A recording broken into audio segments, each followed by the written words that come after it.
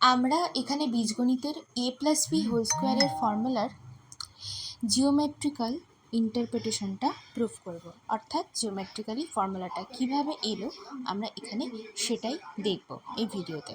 প্রথমে দেখো, এখানে একটা স্কোয়ার নিয়ে নিয়েছি। আমি মনে করছি স্কোয়ারটার প্রত্যেকটা সাইড a+b। এখন আমরা জানি স্কোয়ারের এরিয়ার ফর্মুলা কি? স্কোয়ারের এরিয়া সমান সমান সাইড গুণ side, side multiplied by side. এখানে সাইড কি নিয়েছি? a+b, সুতরাং এখানে হবে a+b গুণ a+b। তো একই নাম্বার দুবার গুণ হলে সেখানে হয় a+b হোল স্কোয়ার। এখন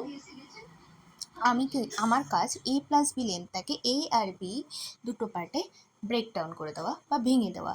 দেখো, আমি এখানে a+b লেন্থকে a আলাদা আর b আলাদা দুটো লেন্থে আমি এখানে ভাগ করে নিয়েছি।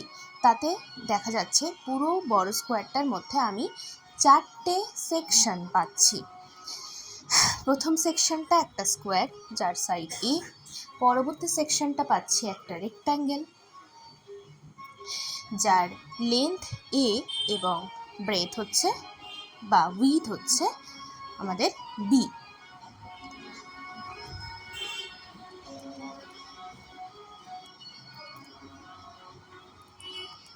আমি এখানে লেন্থ আর উইথটা লিখে নিচ্ছি।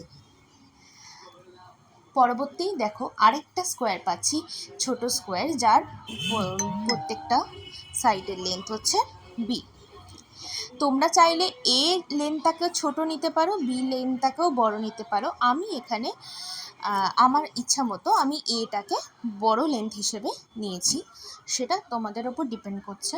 যেহেতু a আর b সম্পূর্ণটাই আননোন ফ্যাক্টর বা আননোন কোয়ান্টিটি, এগুলোর ভ্যালু আমরা জানি না, আমরা নিজেদের মতো করে এটা ধরে নিতে পারি। তো এই রেক্ট্যাঙ্গেলটারও লেন্থ আর ব্রেথ আমি লিখে নিলাম। তারপরে দেখো, এই 4টে সেকশনকে আমি আলাদাভাবে লিখেছি এবং প্রত্যেকটা সেকশনের এরিয়া আমরা জানি। প্রথমে স্কোয়ার আছে, স্কোয়ারের এরিয়া a স্কোয়ার, পরবর্তী রেক্ট্যাঙ্গেলটা a ইন্টু b অর্থাৎ ab, পরবর্তী রেক্ট্যাঙ্গেলটা সেটাও একই a ইন্টু b অর্থাৎ ab, এবং পরের স্কোয়ারটার এরিয়া হচ্ছে b square, b into b, b square.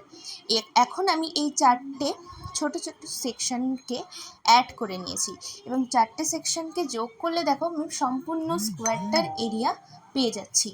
এখন তাহলে আমি কি পাচ্ছি? a+b হোল স্কোয়ার সমান সমান a square plus ab plus ab plus b square, অর্থাৎ 4টে সেকশনের এরিয়ার যোগফল হচ্ছে a+b হোল স্কোয়ার, যেখান থেকে আমি আমার রিকোয়ার্ড ফর্মুলাটা পেয়ে যাচ্ছি a+b হোল স্কোয়ার সমান সমান a square plus 2ab plus b square.